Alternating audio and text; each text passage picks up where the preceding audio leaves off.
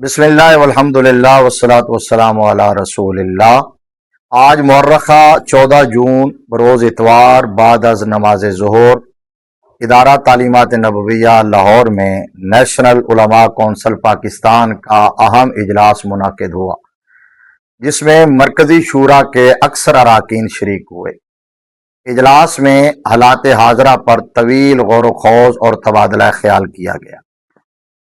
اجلاس کا اعلامیہ آپ کے سامنے پیش کیا جا رہا ہے، لیکن یہ اعلامیہ کسی فتوے یا شرعی فیصلے کی صورت میں نہیں بلکہ درخواست ریکویسٹ کی صورت میں ہے۔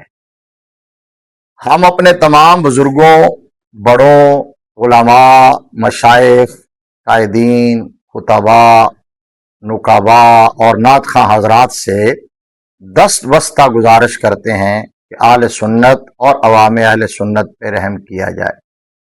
موجودہ فکری انتشار، فروعی اختلاف اور گروہی تصادم کے نتیجے میں سنیت کا کتنا نقصان ہوا ہے اور عوام اہل سنت میں کتنی مایوسی ہے، یہ کسی بھی ذی شعور سے مخفی نہیں۔ الہادی تحریکیں اس سے فائدہ اٹھا کر ہماری نسل نو کو لادینیت کے اندھیروں میں دھکیل رہی ہیں۔ پرامن اور باادب ہونا ہمیشہ سے اہل سنت کا شعار رہا ہے، جسے آج ہم اپنی غلط پالیسیوں اور غیر اعتدالیوں کی وجہ سے کھو رہے ہیں۔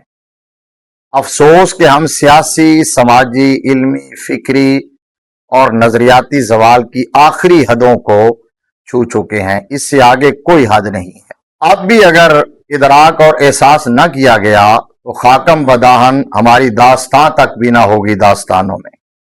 لہٰذا خدا کے لیے اپنی انا کے بت توڑیں، اپنی ذات اور ذاتی مفاد کے حصار سے باہر نکلیں، بڑے بڑوں والا کردار ادا کریں، چھوٹے اپنی حدود کو پہچانیں، سستی شہرت کے چکر میں پگڑیاں اچھالنا بند کر دیں، نئی نئی تحقیقات کے بجائے 14 صدیوں کے مسلمہ اور اپنے اسلاف کے طے شدہ اصول و ضوابط اور توضیحات و تشریحات پر اکتفا فرمائیں۔ اگر سوشل میڈیائی مفکرین اور مصلحین کچھ عرصے کے لیے ہاتھ ہولا کر لیں تو شاید اصلاح احوال کی کوئی صورت پیدا ہو جائے۔ اہل سنت کی صفوں میں موجودہ فکری انتشار کو ختم کرنے اور نظریاتی وحدت کو قائم کرنے کا سب سے مؤثر فارمولہ تمام معتدبیر فریقوں کا گرینڈ جرگہ، طویل مشاورت اور اوپن ڈیبیٹ ہے، جس کے لیے ہماری رائے میں تنظیم المدارس اہل سنت پاکستان کو میزبانی کرنی چاہیے۔ داعین میں پروفیسر مفتی منیب الرحمان صاحب، پیر سید حسین الدین شاہ صاحب، صاحبزادہ سید ارشد سعید کاظمی صاحب، علامہ حافظ عبدالستار سعیدی صاحب، علامہ صاحبزادہ عبد المصطفیٰ ہزاروی صاحب، علامہ ڈاکٹر راغب حسین نعیمی صاحب، صاحبزادہ ڈاکٹر مظہر فرید شاہ صاحب جیسے قدرے غیر متنازع لوگ شامل ہونے چاہیے۔ کسی بھی بڑے مرکز میں ایک پورے دن کا سیشن بائی سیشن مشاورتی اجلاس ہو، سب کو سنا جائے، ایک دوسرے کے تحفظات دور کیے جائیں، جن کی غلطیاں ہوں ان سے غیر مشروط رجوع کروا لیا جائے۔ حالیہ دنوں میں اہل سنت کا جو سیاسی اور اجتماعی نقصان ہوا ہے، اس کے تدارک کے لیے اور اہل سنت کی نشأت ثانیہ کے لیے مضبوط لائحہ عمل ترتیب دیا جائے۔